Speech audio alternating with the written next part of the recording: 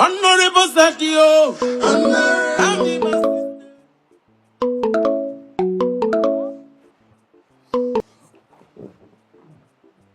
Hello, Honorable. How are you? Daddy, I'm fine. How are you? I and members of my constituency are in good mood. I presume you are calling in respect of your upcoming swearing-in ceremony. Yes, Daddy, I'm calling regarding my upcoming wedding. I just want to inform you that I'm calling it off. Honorable, what informed such a nauseating and monstrous decision to want to relinquish your upcoming swearing-in ceremony? Daddy, I just discovered it cannot satisfy me in bed. Honorable, are you telling me you are calling off the upcoming swearing-in ceremony because you feel the incoming candidate will not be able to deliver in his electoral promises and manifestos? No, Daddy, I don't feel so. I know for sure that he cannot satisfy me in bed. I've carried out my findings a few times. How did you carry out your findings when you told me the electoral chairman said electoral materials should not be tested before elections? Yes, my pastor said no sex before marriage, but I convinced my fiancé otherwise. And we've had it a few times and all were disappointing. I cannot proceed. Well, Honorable, since you already bypassed electoral laws by going ahead to fact-check electoral materials, testing whether the Beavers machine can capture and upload results in real time, it is not totally a bad idea. However, I will advise you proceed with the swearing-in ceremony. Zaddy, why should I? Because elections are not the only ways to participate in government.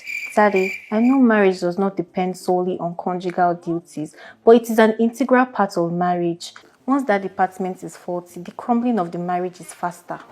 This is why it is always advisable that political contestants should not participate recklessly in different elections, moving from one polling unit to another polling unit, rigging elections. Zaddy, but I've not been moving from one man to another. How about now? My body count is not even that much. How does this even matter? It matters a lot because having gathered so many different electoral experiences, political contestants will always judge the incoming candidate based on their undomesticated and ferocious electoral experiences from different political parties.